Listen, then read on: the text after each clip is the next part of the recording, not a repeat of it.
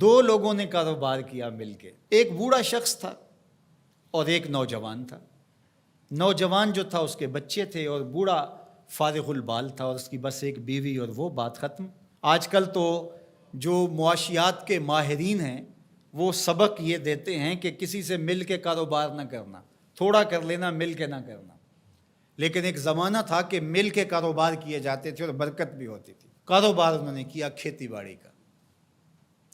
تو جب کھیتی پک گئی اور اناج کے ڈھیر لگ گئے تو اناج کو دو برابر حصوں میں تقسیم کر لیا اور کہا کہ ایسا کرتے ہیں کہ ایک مرتبہ اپنے اناج سے کچھ گندم اٹھا کر کے آپ گھر پھینک آئیں اور میں یہاں پہرا دوں، اور پھر میری باری ہو میں پھینک آؤں اور آپ پہرا دیں۔ تو باری باری ہم یوں اپنا اپنا حصہ اپنے گھر تک منتقل کر دیں۔ عدل کے تقاضوں کے مطابق دو برابر حصوں کے اندر یہ ہے عدل، تقسیم کر دیا گیا۔ اب احسان کا رنگ دیکھیے۔ جب بوڑھا شخص گٹھڑی اٹھائے، اپنے حصے کی گندم سے، غلے سے کچھ حصہ اٹھا کے گھر چھوڑنے گیا تو جوان نے سوچا میں تو جوان ہوں، میرا غلہ سال سے پہلے ختم بھی ہو جائے گا تو مزدوری کر کے بچوں کا پیٹ پال لوں گا، لیکن بوڑھا کیا کرے گا؟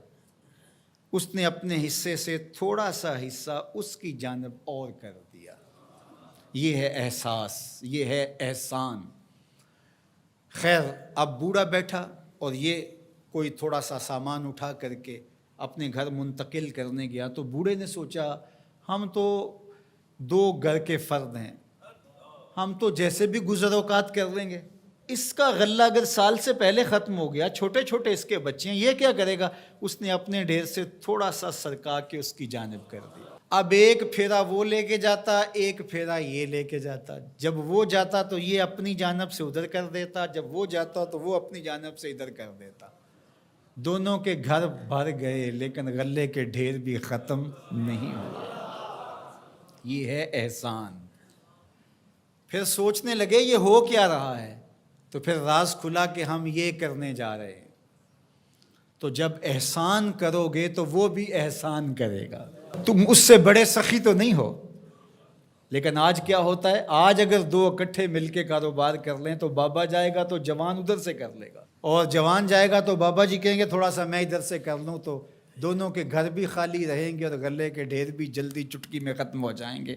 اس لیے عدل کے تقاضے بھی پورے کرو، اور اگر تمہیں توفیق نصیب ہو تو احسان کے تقاضے بھی پورے کرو۔